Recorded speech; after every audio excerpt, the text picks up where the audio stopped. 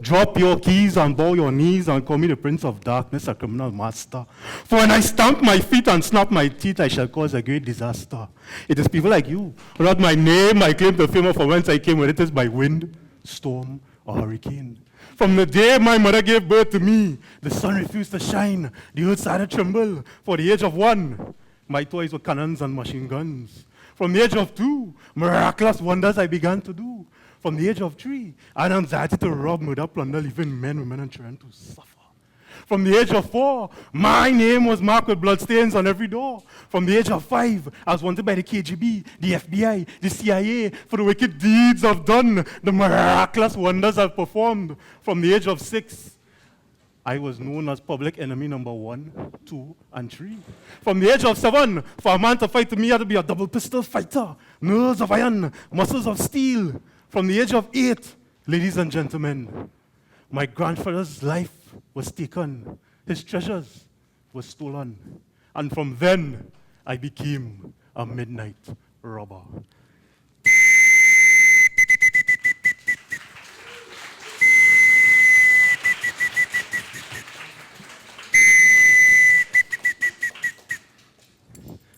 Anybody near have a cell phone?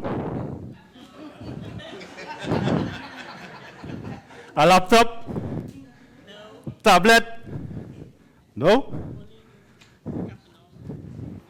Let me tell you a story. Greetings in the name of the great digital divide, the connected, interconnected, disconnected, and reconnected. I am the great and omnipresent Midnight Tech, the victor, dictator, and merciless leader of the real, the unreal, the virtual, the subliminal, of everywhere and nowhere. The greatest trick I ever played is to prove I didn't exist. I am the ghost who walks, the slave master who never talks, a puppeteer without strings, a criminal mastermind with a notorious billion victims.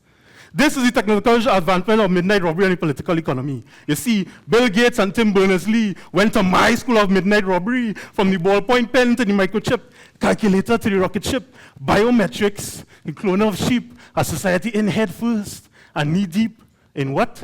Technology. A term so far removed from its Greek origin, techne, that have twisted, manipulated, and perverted into a tool of control and domination, not just over the technocrats, but their very thoughts, social behavior, and relation. You have developed an objective personality. Your very life as an individual is binary, guided by performance, objectives, stats, and proficiency.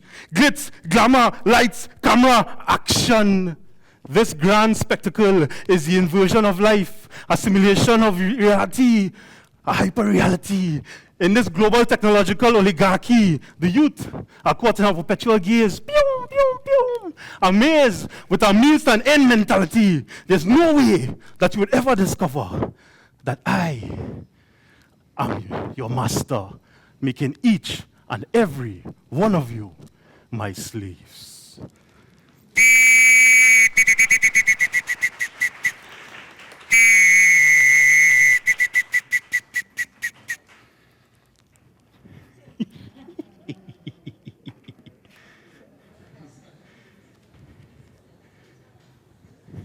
All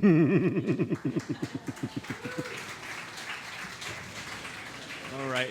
The old fire station is a little bit smaller than the Savannah stage, right? So, just big round of applause to Damian Whiskey, the Midnight Grill.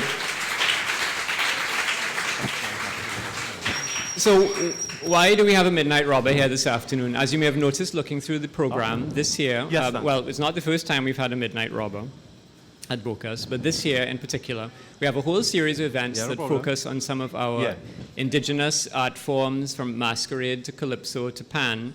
And what I'm particularly interested in with the robber is how that whole idea of the Midnight Robber, of robber talk, of the speech, the kind of poetic speech that the robber recites, how that might influence or inspire what other writers, other kinds of writers are doing. Because writers who grew up in Trinidad grew up with this, with Calypso, with the Pierrot Grenade, with all of these traditional characters who use lyrics, who use words. So how do our writers, who are known as, page writers of poetry, of prose, how are they influenced by what the Midnight Robber does?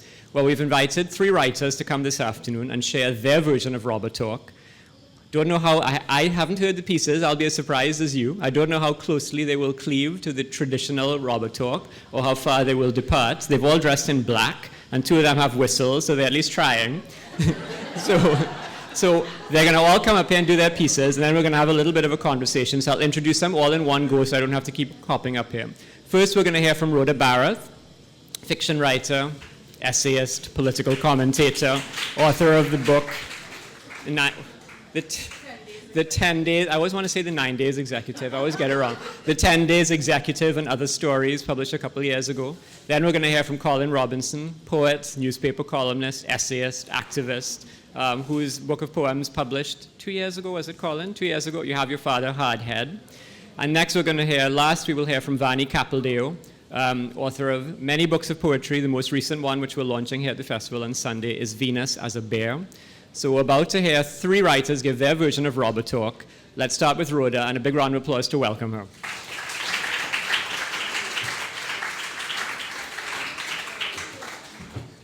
Hi, good afternoon, everyone. The first thing I should say is Nicholas sends me this email and says he wants to do robber talk, and the first person he thought of was me. So I wasn't sure if Nicholas felt that I was a bad John or I just only work late in the night. Either way, I guess I could take that. I am not a poet, and weirdly enough, of all of the forms that have been influenced by West Africa, this is the form that I am least familiar with and least comfortable with. So, here now, give I strength, yes? Anyhow, it's called #DunceTrending. Because I think a lot of people know me now for my social media presence more than anything else. I do not, because I am going to rob you without a whistle, right? I will come upon you and be so familiar to you that you will hand me the thing without me even having to ask you for the thing. That's how tech works. So let's go. I was not born, I was manifested, brought into being by a commitment to ignorance so deep-seated that I am a constipation of galaxies that dove past the depths of the Mariana Trench, plunged into the abyss of time, surfed past the Earth's molten core, dodged the imaginative sparks of creation, and tore a hole into the womb of the mind, which led to the toxic hemorrhaging that miscarried me into the world that was yet to be formed. An endometrial womb rife with tumors that oozed and leaked fluids and gases so sulfurous and acidic that anything prolific was neutered by it. My gestation period was as fleeting as the semblance of a thought, quicker than the leap across a synapse, but my life will span eons. My name is Dunce. You can call me anti-logic, and laugh and wiggle, and look around and giggle, and think to yourself, what is there to fear from Dunce? Dunce is to be scorned, parodied, lampooned, like a 5 days with Kumti on a vacation in Venezuela claiming to be marooned. Dunce is a joke, a madman baying at the moon. Dunce is a jester, a clown, a fool. Dunce is Watson Duke, a harmless buffoon. Or so he would have you think. Dunce is the perfume of laughter that covers the stink of my effect on your ability to coherently think. It is the same aroma that renders you helpless in the battle against sharing news that is fake and senseless. Yet share it you will in defiance of logic, because what name rational when the urge is to share it and send it and post it and like it and tweet it?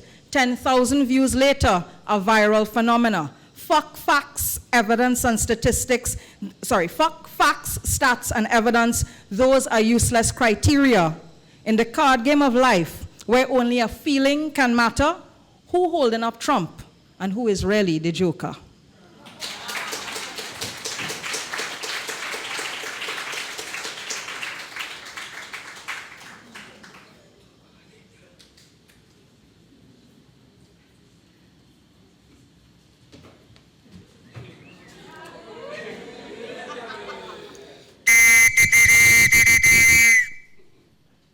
Stop and bow and feel pleasure.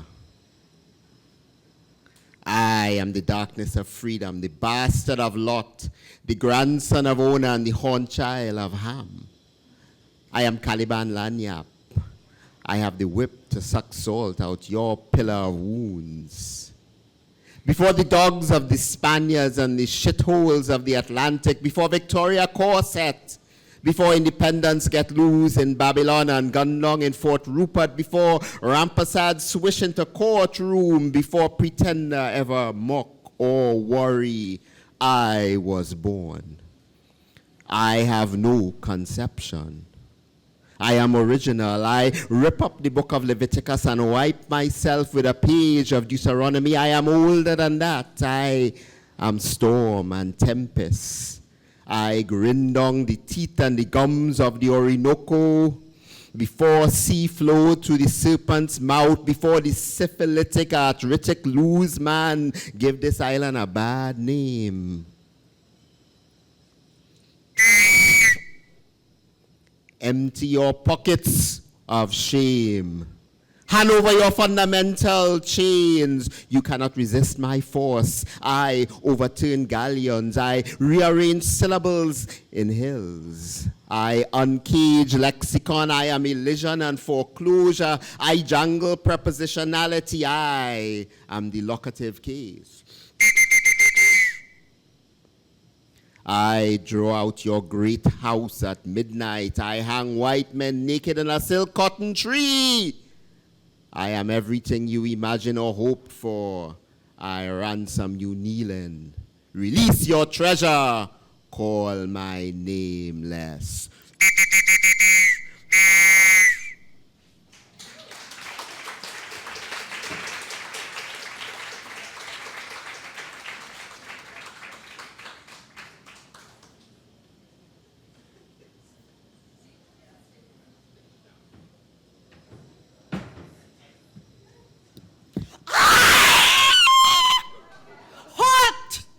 Make way for the stranger invader. I am the darkness that invades your mind. You are the darkness that is mine. In the time when all your gods was a mist kissing the ass of the black water that covered the face of the world with all the green dollar, I was the astronomical antimatter. Where the angels glide and collide with me, I smash up the angels to eternity. Before the earth rise up as God's son and daughter, I dry up God's tears and eat up their laughter. I was the hurt that hobbled the angel foot. I was the rot that spread in the rainforest root. Whoever tried to count and plan out night and day, minute and hour, I was before nanosecond and nanofirst and nanny wine and nanny of the maroons are infants to me, for I am the era that recurs to infinity. I am the nerves that push the mad president's hand to push the button. You understand? I am the last words you forget to utter. I, when you negotiating the last chance to save your sister or your mother. I am the hostility in the hostage situation, and the hostage situation is where I lead every nation. I have no genealogy. I am the play with no rules and real corpses, the universal unbalance of gains and losses. Tremble before me, the stranger invader. I take every shape and no shape. I am obstacle everlasting that tricks those who want to be free. I destroy time. I am the horror you cannot keep away. I am the sentence with words of snakes that bind and rape up the judge on Judgment Day. I am the gramophone love song at the wedding of the doctor. I am the child bride hymen beneath the fingernails of the lawyer. I am the coat hanger in the cupboard of the priest wife room. I am the terrorist vampire from the Lapierre's tomb. I erase your face where you're seeing race. There is nowhere to hide because I am inside you at a cellular level, splitting your atoms in a nuclear evil. I am the mangrove's inside-out womb. I bring the foreign submarine to honeymoon under your waterline. I give your sons a submachine and make them feel how it have plenty bullets, so they use it like a love machine. It is futile to hide. I am death multiplied. I am as small as the smallpox in a blanket. You feel you are big, but you only big like bullshit. You have nowhere to hide. The stranger invader owns your field. My steel boot tramples down your football pitch till it becomes a parade ground for every bitch who sees race. I come, I seize, and I erase. I am curare on an arrow that a parent brings to school. I am plastic spikes in ocean fish that you swallow like a fool. I am the chlorine quiet in the family murder swimming pool. I drown you in a quarter syringe of sea. Do not forget that you belong to me. When Columbus men landed holding their bright weapons up, I was waiting for them in the form of dew and rust. When the French and the Dutch and the Portuguese and the Spanish and the British took away your language, I grew strong. I had ease, eating your tongues. I am the fatigue that waits in the cheap aeroplane and causes it to crash. I am the biological vector that mash up and turns the suicidal farmer's harvest to ash. I am the force that shatters the astronomer of freedom's telescope to splinter in his eye. I am the widespread lack of education that blind your comrade and make them cry. I am the expert in outing off your people's hope. I am the top Freemason cardinal of robbers. I elect and poison and beget every robber pope. At the age of minus 666, I met the seraphim and cut off their pricks. At the age of minus 7, I cast down heaven into the labas. At the age of 0, I forged my own cutlass. At the age of 5, I took your life, and your life, and your life. Your lives were sweet, and zombification was complete. At the age of 9, darkness was all mine. From the age of 10, I operate as an ageless Robert Wen. There is nothing you can give me to make me forgive. Not your gold and your soul. I already have them stacked up in my offshore currency. Which of you dare challenge me?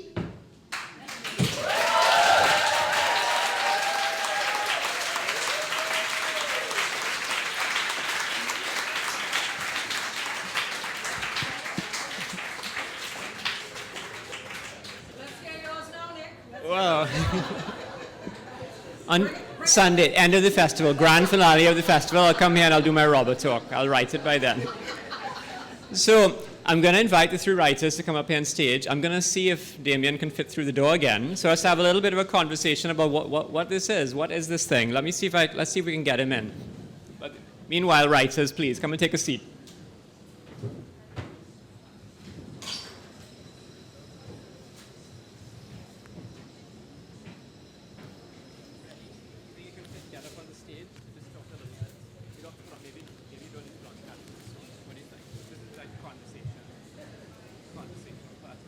All right. Well, I'll bring the hat and just leave it on the stage.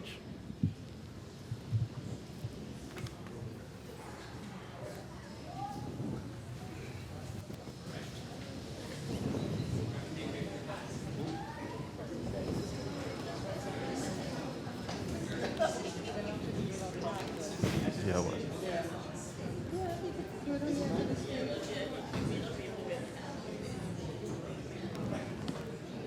So I don't think Damian will come up on a chair on the stage. I'm not sure that will happen. Maybe he'll sit on the edge of the stage. How does that sound? And I'll sit here. Check, check. One.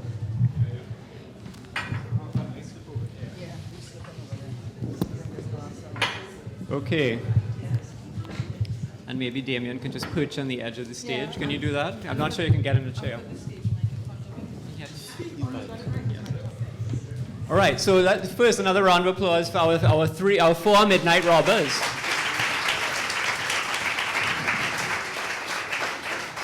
So as I said at the beginning, the Trinis in the audience all know what this is, but not everybody in the audience is a Trini. So Damian, as the expert, tell us, in your words, what exactly is a Midnight Robber? What is this tradition? But also tell us what drew you to it. Why do you do this? Why do you do this particular form of masquerade? All right, good afternoon, everyone. I've been performing as a Midnight Robber for the past 29 years. And in the true form, in the true sense of the art form, I was actually forced to be a Midnight Robber when I was 10 years old. I was a nerd, teacher's pet, and there was a competition for Midnight Robbers in the then West Indian Reference Library. And my teacher felt that, I was an introvert, so she needed to force me to do something brave. And so I went.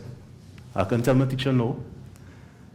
So I went, and we had, it wasn't as elaborate as this. It was just black clothes and a garbage bag cape and some copybook, skulls and bones and so on. But I was so frightened that when I went onto the stage, my feet started to shake and all the skull and bones, I just fell off.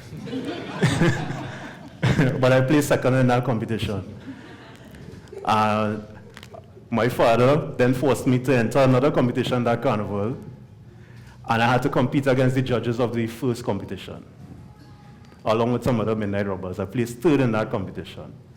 And I was asked to join the band by then Andrew Puggy Joseph and Brian Honore, two of Trinidad and Tobago's greatest Midnight Robbers. And I've been performing ever since. So, the Midnight Robber, what do you all think the Midnight Robber is?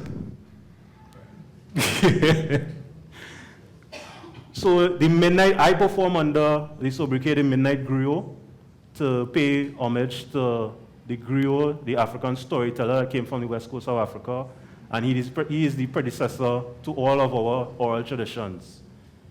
Trinidad and Tobago is very special in terms of culture and creativity and so on. So we have this griot coming through the slave trade everywhere in North America, the Caribbean, and so on. But right here in Trinidad and Tobago, he did something special. We have this thing that we like to boast, we like to brag. But the society at that point in time, they were slaves. So this is the society at which they spoke out against. They were actually speaking against the treatment that, that was meted out to them, against the slave masters and so on. And so that is what gives the tone of the Midnight Robber speeches, robber talk, and so on. So he's a villain, but a villain with a purpose. So the robber has evolved.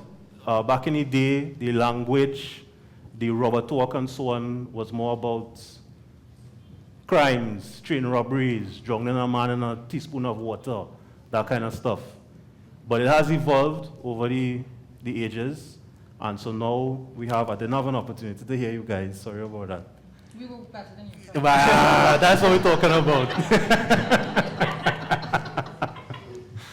But I'm pretty sure that would have been in the vein of where the Midnight Robber is heading towards now. Yeah. And of course, so robber talk is literally the speech that the Midnight Robber delivers, but metaphorically now we use robber talk to mean any kind of bombastic, boasting, threatening. So politicians, so badge-ons, so policemen, so ordinary people. I'm sure there's lots of robber talk going on at this festival behind the scenes.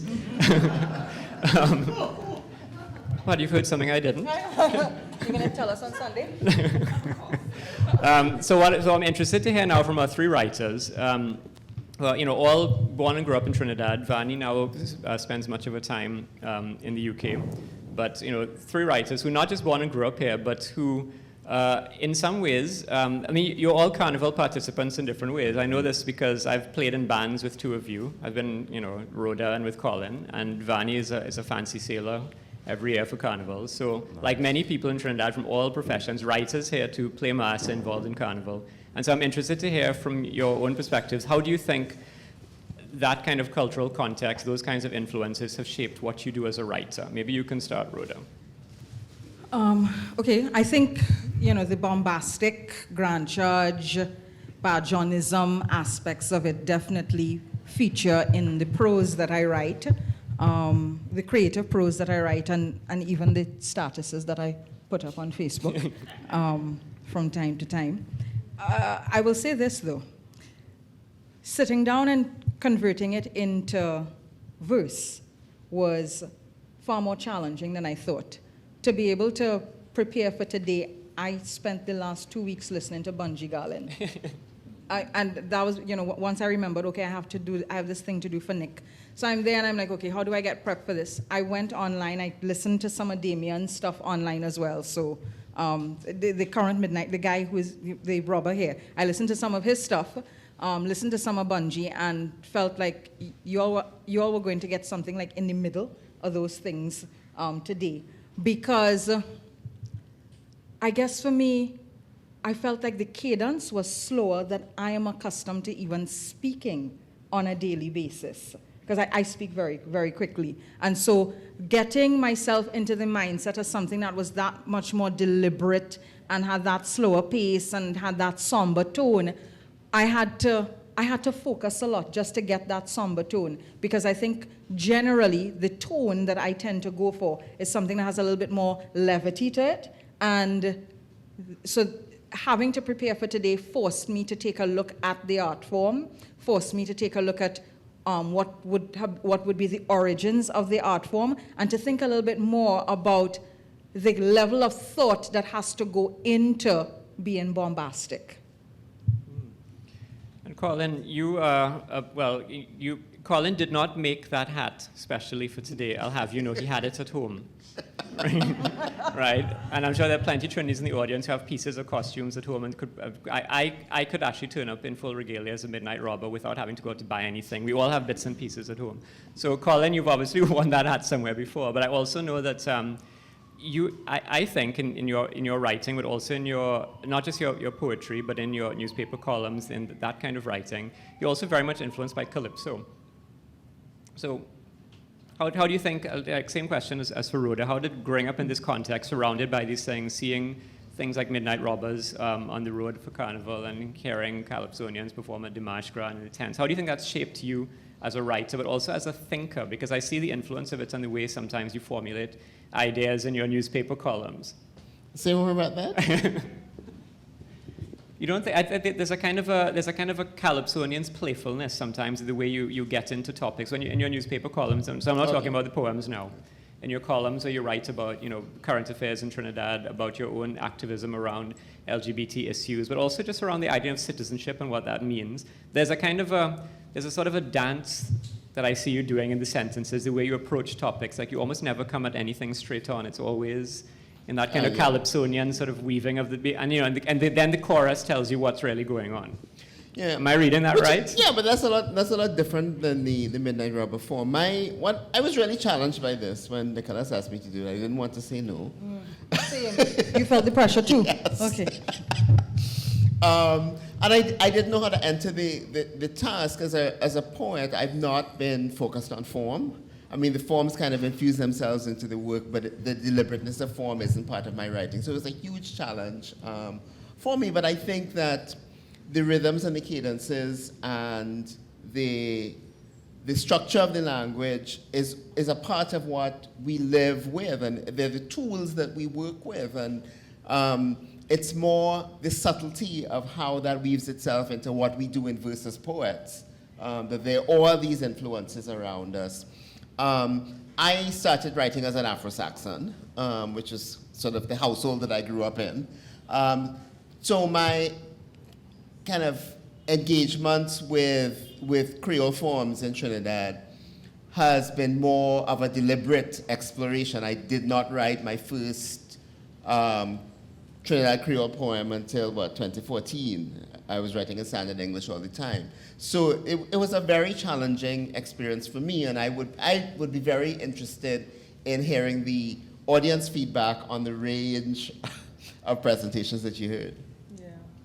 Vahni, I know you've been obsessed with the figure of the Midnight Robber for a long time, and I think, tell me if I'm wrong, you actually had a robber perform at a book launch of yours once. Didn't that happen in London? Yeah, that's correct. My very beautiful and intelligent mother, Leela Bisundat, who is at the back of the room there, grew up in Sangre Grande, and she remembers seeing midnight robbers which would go in the streets and also in her father's shop. So when my mother ran out of stories to tell me, which was often because I used to refuse to eat unless I had a story, she used to do things like enact the midnight robber. So playing a midnight robber was something I grew up with. And when I had the launch of my second book on Draining Sea, which was in London at the Trinidad High Commission, I knew I did not want it to be the kind of launch which is like a no alcohol wake, or rather high alcohol wake. What should I say? Like a baby sham wake, where people mutter into the microphone and they could as well be reading the IKEA catalogue, if you know what that is. Or should I say, like, counting the gold one stamps. I didn't want that, so I looked for some carnival figures, and there was a midnight robber, a woman who could be a midnight robber, and somebody who could be a Perro-Grenade. And I arranged with the High Commission that the robber would come up in the lift and enter the room through a concealed door and disrupt the crowd, which I think worked very well. Then I left the midnight robber aside for a while, except for enjoying the performances at Bocas, for example, from John Stallmeyer, who's an eco-robber, and obviously as well from Fedon Honoré. And then when I was working quite a bit with Martin Carter in Cambridge, I decided to do a dramatization of Martin Carter, which would stage his poems in a variety of contexts and through a variety of styles, reflecting the heritage of our cast, which was very diverse.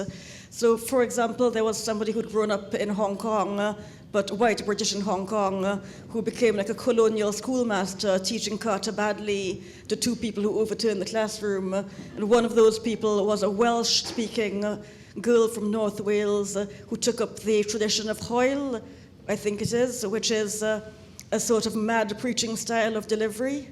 And I was slinking around in what people thought was just dark clothes, but then I started to deliver lines of Martin Carter as if they were robber talk. For today, I prepared in three ways. I listened to The Mighty Shadow, who has been my obsession since the age of 2. I spoke to Fedon Honoré and John Stallmeyer on Skype, who were very generous with their time, about a month ago. And I had no lunch, but I had a large glass of rum cream for tea.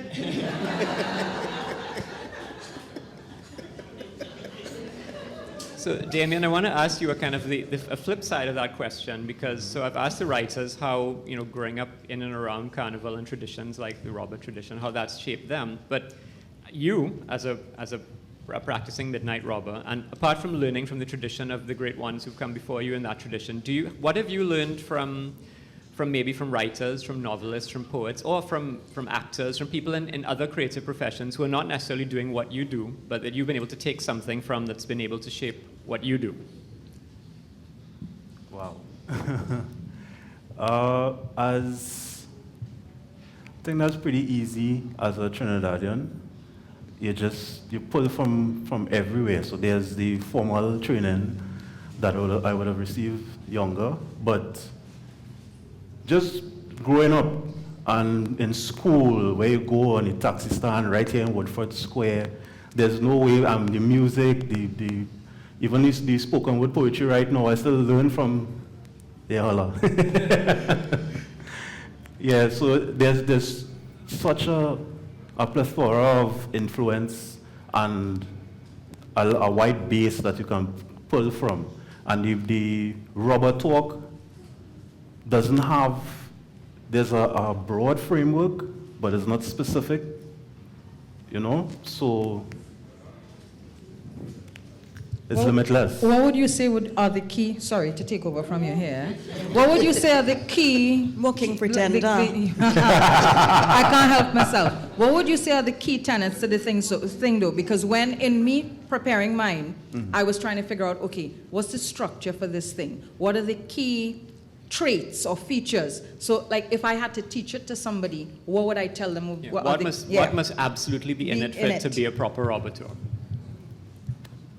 Delivery is 80% because you could mostly robber talk rhymes, right? There's a rhyme, but it doesn't have to, you know. But the way it delivers, the tradition is in bombast and that villain approach to the situation.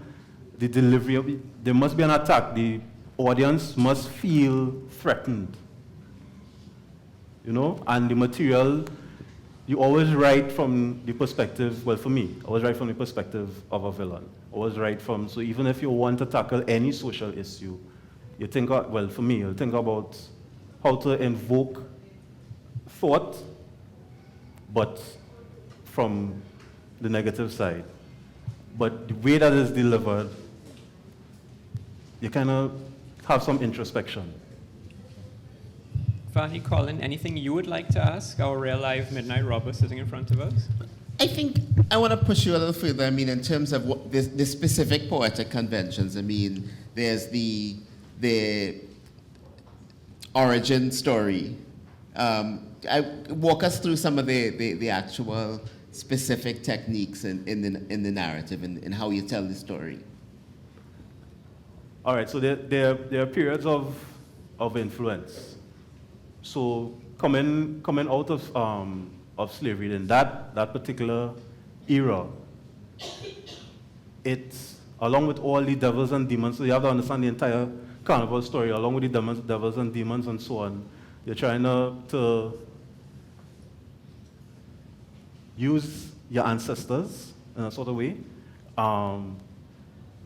to frame a story to regain power in a situation, right? But then, I mean, even Trinidadians would tell you, which is wrong, they'll tell you that the Midnight Robber is influenced by the Westerns and so on. And it's, you know, it's a type of cowboy and that kind of thing. But what really happened is in that spaghetti Western era, the lyrics within the Westerns, it influenced a lot of these speeches that the robbers would have been writing at that time. So you can actually pinpoint the influence as you go through all robber speeches throughout the eras. Brian Honore, he started off as a Calypsonian who became a midnight robber. I think from the time he picked up the art form, he forgot about being a Calypsonian. And he brought that spirit of his social commentary to the art form. We have a Moko Jambi school, but how is the tradition being? Sorry? Isn't it my turn? Oh. Sorry, I could come back to the Moko Jambis later because the Moko Jambis are a little bit too sexy. And it's true though. Midnight robbers are not sexy. No, that's why I was saying they're a little bit too sexy to come on the same stage. Something terrible might happen. But what I wanted to ask is what is the place in which the Midnight Robber can operate now? Obviously, this is a closed environment in a literary festival, which is the dissemination then of ideas that will go out into wider communities across the world as there's an international audience. But in the streets, when you're playing mass, you don't necessarily see those pools of quiet. No. So where do you operate? How do you take your message and your rhythm?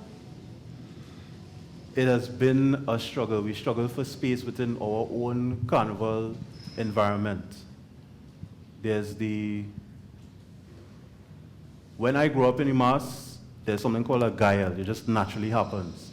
So you go throughout East Port of Spain, wherever robbers meet, which doesn't happen anymore, but there used to be bands of robbers. And when we meet, the audience would just naturally form into a circle and you give. So we spoke here today separately, but robbers actually battle, lyric for lyric, in the speech. And they would throw money in the circle, and whoever the audience decides was the better midnight robber at that point in time. You take the whole, you know, and even the art form in itself, once you stop people and you share that verse with them, part of the tradition is that they actually pay you so that you wouldn't, you know, actually do what you said. Yeah, but there was that thirst when you roam through the streets of Port of Spain in carnivals of yesteryear, that thirst for people to hear you, to hear lyrics. But now we are drowned out by the music, by everything else, even the airtime. What did you want to ask Colin about the... It was a very similar question too. No, I was just asking about how we're keeping the tradition alive, what's actually being done to nurture it. All right, so there are two things. Formally, the National Carnival Commission has a series of workshops that they run during carnival time at schools, but it's really based on the individual coming to the commission, speaking to our principals. So it's a whole coordinated effort, but on behalf of the individual themselves, to have a workshop that runs for about 6 weeks in the schools. So it's not too large and too wide. And then we try ourselves to organize workshops as well. Sometimes we do like a one-day visit to schools. This carnival I've made quite a few trips around the country, going to schools and introducing the characters to the children and so on.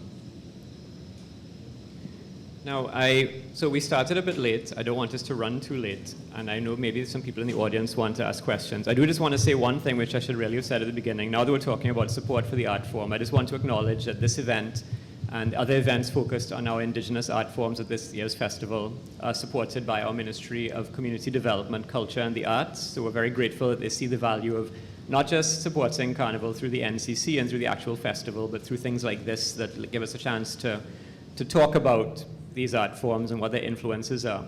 Are there any questions in the audience? Anyone in the audience? We've got one right in front. Okay, a mic is going to be on its way to you momentarily. Here it comes. We'll start. Okay, so I'm keeping my eye on the watch. We're going to do lots of hands and not enough time. We'll see how many we can. No, this gentleman. Sorry, this gentleman here first, and then if you know. Right. This is for Mr. Whiskey. How do you go about putting together the costume, like the physical appearance of the Midnight Robber? What goes into that? And how often do you go about changing that persona? All right. So it actually changes, just like our Calypso, it changes by the year. So your costume really is supposed to go along with the entire theme of whatever that presentation is for that year. Of course, you could change it a few times during the year, but usually yearly. A Midnight Robber must have a hat, a broad brim hat. Doesn't have any particular style per se, but it must be a broad brim hat. And he must have a cape. The cape, if I could show you. Yes, it is amazing, isn't it? All right. Now this is a simple cape, but the cape really is supposed to depict some part of your theme of your presentation. So must have a hat, must have a cape, must have a whistle. The rubber whistle is very important in allowing the audience to know that, because there's a whole tradition of how he approaches and what he does and how he speaks to you and that entire engagement. And the whistle starts the whole thing. Right? There's a particular whistle. This was the police back in the 1940s, 30s, 20s, and so on. When they entered the police service, they used to get a whistle like this. Yeah, and this is the whistle that the robber works with. And you blow it up. It also has a particular way that you... The particular way that you blow the whistle as well. And all that is part of the tradition. I'm actually sorry I didn't wear my cape this afternoon for this event. Mitch will always wear a cape. If Fiona had a question. No, my question was about the whistle, so okay. It's been answered already. So Okay. let me pass the mic on. There was a lady there, right there, and then maybe we can take... She's right on, behind Jared. Right, and then we'll take the one in front, and then... Okay. Right, good afternoon. Mine is not a question. Okay. Mine is simply to commend NGC for this festival and to question whether or not it would be coming to other parts of the country. For instance, Point 14, next week or so, Point 14 will be celebrating its Borough Festival. would have been good to have some form of the literary festival down there. Well, something they can look at for next year. It would be possible this year. Well, we don't even need to look at it next year. We can look back, because we've actually done in past years, we've done a Bocas South, usually in October, November. We did a Bocas Central, so 3 years in running. We've also done a Bocas Tobago. And our children's storytelling caravan, which is part of our children's festival, every year goes around the entire country, literally the length and breadth of the country. It's far, from Mayaro one side to Carinage on the other. But you're absolutely right, and I hope that, our Port of Spain Festival is what people know us for, but Bocas works year-round around the country, maybe not such high-profile ways, but it's a perfectly good point. I am aware that in Central, because I am from Central, but I'm throwing it out here now so they would look into 14 and the borough celebrations. Got it. Right? Thing is that NCC, as the schools, they do bring the national characters to the schools, and the workshops are held with the children and the character himself, whether it be the Midnight Robber, the Pyrogrenade, whoever, etc., that comes to the school and train the children. And after that, we look for where else. So we need to look into the where else. Thank you. Thank you very much. So we have a question here, right in front.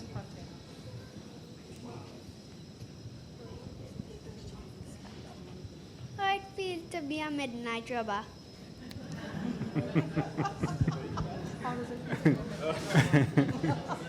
How does it feel That's to a be a lovely midnight question.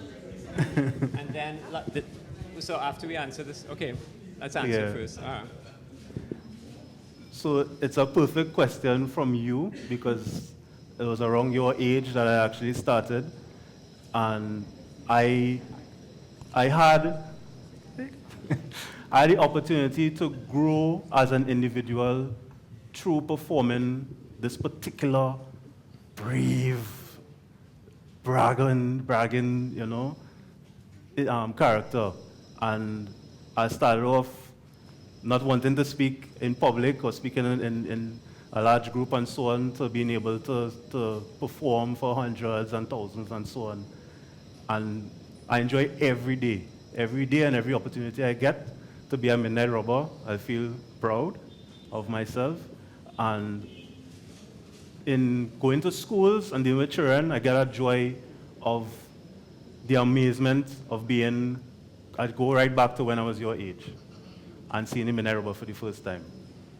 So thanks. Okay. One last question, and then we're going to hear a final performance from Damian before we end. So here we go. My question is to Damian.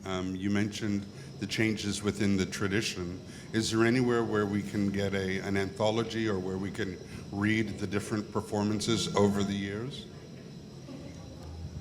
Is there a library of robber talk somewhere in the world, or an archive? Where do we find that? Well, we are on the compound of the National Library. I too, I had that journey, because I started off early on in life just performing, and you learn from the masters, so you figure you know where you are.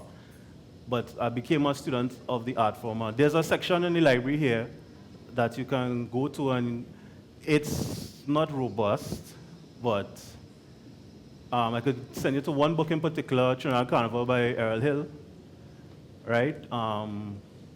You would have actual robber speeches leading up to 1956. So you're going to see what it was like, the types of bands, the type of robbers, because this is the most popular version of the robber. There were actually several versions of the robber up until the 50s, 40s, 50s. There were versions. There were bag robbers, train robbers, all kind of different types of robbers. But the robber you see now, the robber you see me perform today, is the most popular version that's through the evolution that remained and stayed. So you'll get a good bit of information right here in the National Library. There's also YouTube. Yeah, of course. So there's no more time for questions, but Damian is going to send us off. Are you going to put on the hat? Yeah, I should. He's going to put on the hat and he's going to give us a proper send-off. And then if anyone has further questions they'd like to ask him or any of the authors after his performance afterwards, I'm sure he'd be very happy to talk to you. So let's give him another round of applause to get him started while he puts on the hat.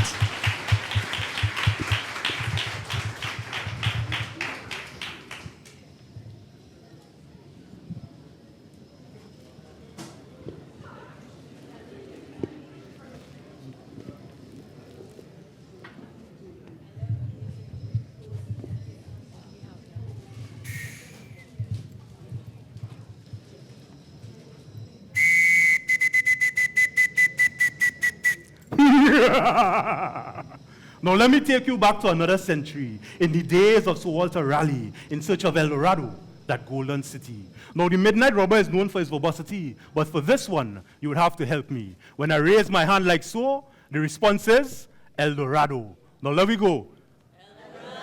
Nice. My grandfather taught me to rob, murder, and plunder a tradition like no other.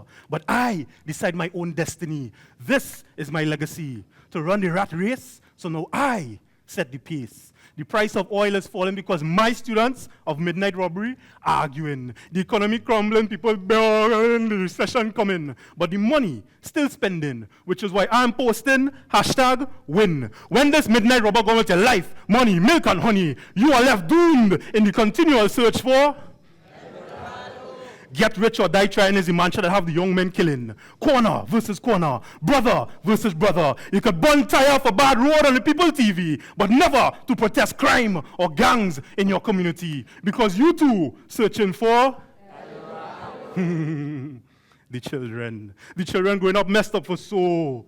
Video games, social media. Because mommy and daddy busy searching for I make $1 gazillion a year. Budget after budget, time after time. No administration could ever eradicate crime because they too searching for. You see, I control the lyric, so the semantic is my tactic. Change the word gold to goal. Now the whole country in a frenzy, a drone mentality, no sense of originality, adopting the capitalist system of the Yankee. You're spending money on things you don't need because you're searching for. A costume used to mean something. Oh, they like my costume? Yeah. But now on the streets of Trinidad and Tobago is bikini bottom, breasts, and beads. The children trick-or-treating right here on the shores of Trinbago because culturally we're searching for El Dorado. You see, El Dorado is nothing more but a farmer's trick, a carrot on a stick. You keep reaching and reaching, everybody searching and searching for that special something. Money, house, car, land, rum, and parties, now the new almighty. But there's no way you could ever know that it was I, this midnight robber, that sent the world in search for El Dorado. Tell me when all you find it.